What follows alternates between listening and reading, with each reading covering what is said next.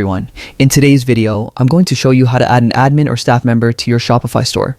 This is a really important step if you're building a team to help manage your store, whether it's for handling products, processing orders, or assisting with customer support. I'll guide you through every step so it's easy to follow. First, log into your Shopify store and go to your dashboard. Once you're in, head over to Settings, which you'll find in the bottom left corner of your screen. The Settings menu is where you can manage everything from payments to users and permissions. Next, click on Users and Permissions. This is the section where you manage all your staff accounts.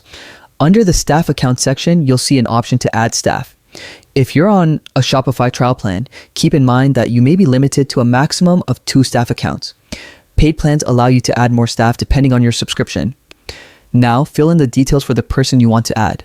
Enter their first name, last name, and email address. This is important because Shopify will send the invitation to this email.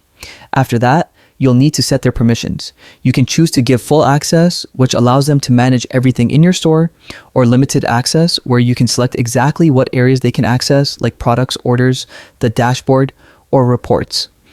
Take a moment to carefully choose the permissions based on what you want your staff member to handle. Once everything looks good, click on Send Invite. The person will receive an email invitation from Shopify. They just need to accept the invitation, and once they do, they'll have access to your store based on the permissions you set. Adding staff members is an essential part of running a growing Shopify store. It allows you to delegate tasks, keep your business organized, and ensure that your team can work efficiently without compromising sensitive information. And that's it.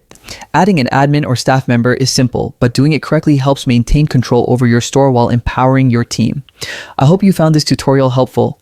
Don't forget to like, subscribe, and leave a comment if you have any questions or want to see more Shopify tutorials. Thanks for watching, and I'll see you in the next video. Happy selling!